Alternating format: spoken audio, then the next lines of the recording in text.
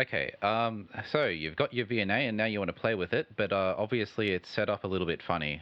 So this, I have just flashed the firmware on. I have not touched any of the settings.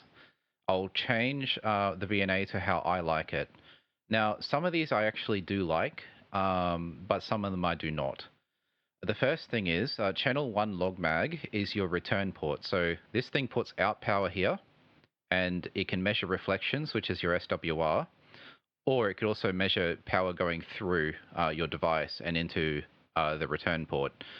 This is only useful if you're measuring coax. So generally, you're not measuring coax, you can turn that channel off.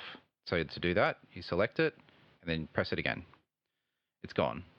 The next thing, phase, I usually don't. This is useful for if you're cutting like half wavelengths of coax. I'm not doing that.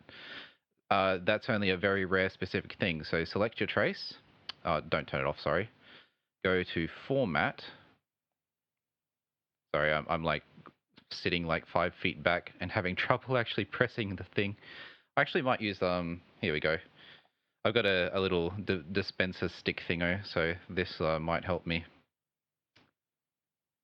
Format, and I like showing SWR. So I generally run with this setup where you have channel 0 log mag, channel 0 SWR, which are the same thing, they're just shown differently, and the Smith chart. And I'll explain what this Smith chart's for later as well, how you can use it. Now, the next thing I would do is set up your sweep range. So that would be in the stimulus menu. You want to start at something reasonable. I don't know, whatever you're interested in. You can actually set this to just one of the bands, but I actually like going pretty broadband. Lets me helps me design antennas. So I like going from like about 1 megahertz up to 15 megahertz or so. And yeah, because I'm usually not interested in anything in the AM broadcast band, and I like to be able to see where the dips are on my antennas. Anyway, hopefully this is all in shot. Yes, it is. Okay. So yeah, I've set up my start. To do that, you just go stimulus start and set. Oh, wow, I'm having some troubles, aren't I? Let's say 1 megahertz or so, and then stop at 15 megahertz, something like that.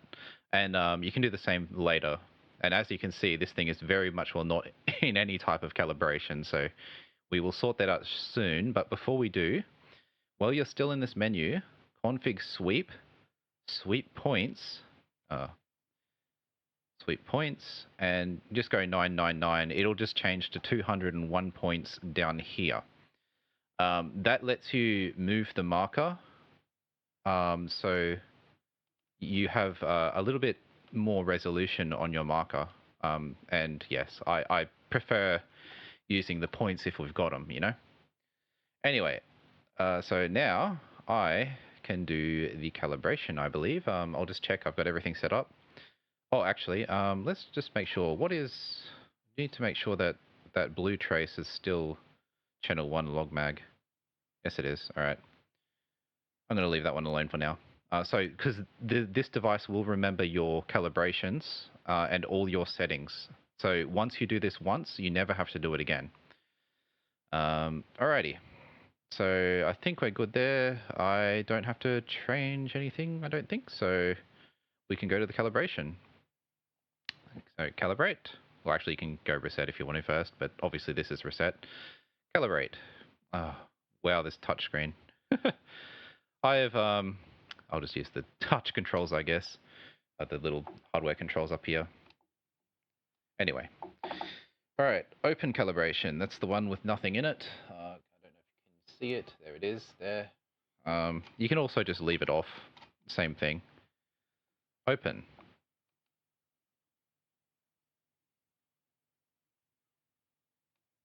Nope, I might have pressed it twice then. I did.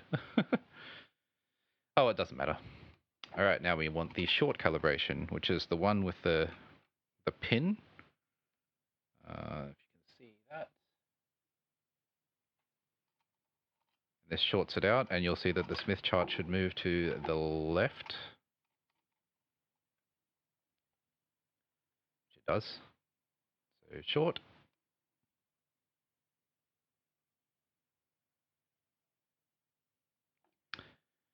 You want your load calibration, which is the one with the pin but different color. It's a silver one on the clone set.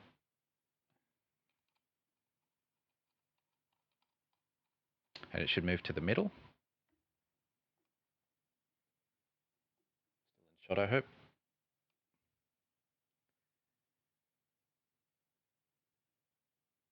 Very good. Now we use the through as well. I recommend doing the through if you want to measure coax. And because the calibration is saved, you only have to do it once. You don't have to keep doing this. I would recommend doing it. If I could actually plug that in. Through. Done.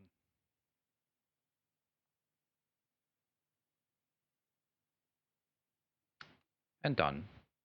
It'll ask you which slot you want to save it in. I save it in slot 0 because this is the one I always use. And there we go. This is set up to measure antennas and coax. So I would be happy with that. This is, now usable. But I believe in my old firmware, if I was to turn this off and back on again, it would lose everything. It might be the case that the new firmware fixes that. Yes, it does. Okay. Yes, this previously would forget everything and you'd have to go recall slot 0. But because this one is the new firmware, I don't have to do that anymore. So the question I have is, what is wrong with this? It shows you your SWR. It shows you your return loss, which is the same thing in different units. And, the Smith chart's there as well if you want it. Now, as for a practical demonstration, I don't have a HF antenna here in my unit, so I cannot measure that. But what I can measure is some bellens. So this one here is a very badly wound bellend that I made. I don't know what for and what purpose. I just found it in my little box. It's got 3 primary turns, and it's got 9 secondary turns. So this is a 1:3 turns ratio, which makes it a 9:1 bellend. Now, I'll show you why it's not very good. I do have to use a bit of a funny cable setup here because I don't have a female PL239 adapter. So I'm going to have to use my coax here, my RG213 jumper lead essentially. So I'll plug that in. And I will plug this in.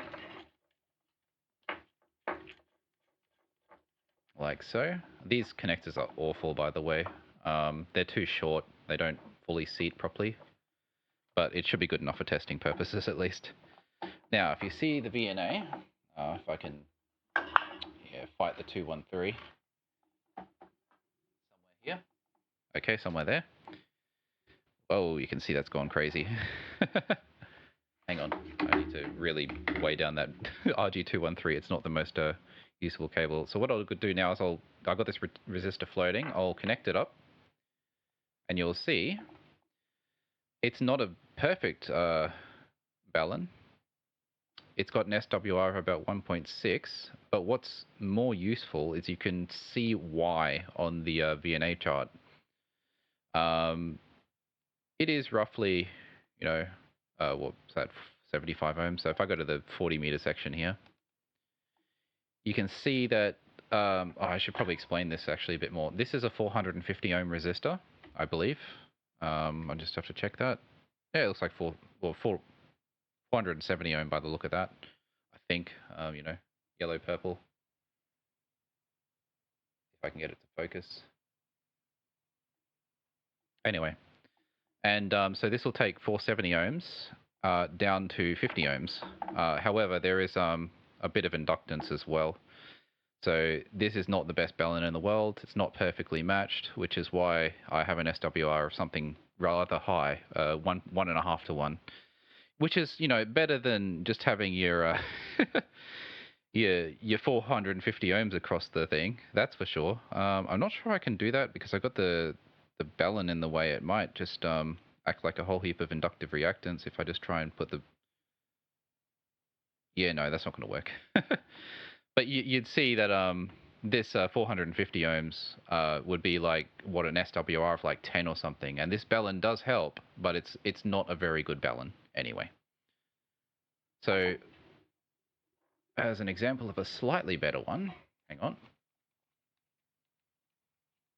I'll take this off. This here is something that's a little bit more normal. It's a 4-to-1 balun. It's got, I don't know, however many turns you can fit on there. 7 turns through the center, but that actually doesn't matter. And because they're kind of twisted together, you'll see that this one performs a lot better. I've got the same thing going on where I have the resistor just free. So this is a 200 ohm resistor, and this balun will convert that down to 50 ohms. All right, so I'm going to connect it up. You'll see there, 59. It's still open circuit, so you only get the nonsense around the outside. But now when I touch this resistor down to the ground, look at this. Is that not the best balun you've ever seen? SWR of 1.1 from a 200 ohm load. You know, that's not too bad. Also, yeah, you obviously wouldn't transmit on a balun this size. You'd make it a tiny bit bigger with like a, let's say a FL, was it not FL? FT240-43, which I do have downstairs. They're about, yay big. So yeah. So this is a way of testing balance, and as you can see, this one's a lot more happier. It's perfect, all the way up there. You wouldn't ever have a trouble with that. Never complain. Anyway, I suppose that I should also mention the other ranges, because I've only set up 0 to 15 megahertz. Now, when you change the range on your VNA by going to, I'm just going to use the stick again. If I'm in shot there, hopefully I am. Oh, hopefully I was in shot with the. I hope I was in shot with the this balun as well. Actually, I'll double check that. I'll just show you again if I wasn't in shot. I might clip it from the video. I'll just hold the resistor onto the shield. Let's do a little sweep here, so you can see. Pretty good, pretty good. Nothing to complain about with that. This little balun. There. Radio. Okay. Let's undo that, and I'll show you what happens when you change the range. So we will go. I'll use my stick of VNA controlling. Stimulus. Oh, not marker. Go back. Back. I'm just going to use the menu, sorry. Sometimes it's easier with these little touch screens. I don't have the touch pen that would make my life easier. All right. So what happens if I wanted to start at 15 megahertz and confuse the VNA, that's for sure, and stop at, let's say, 30 megahertz. So the upper half of HF.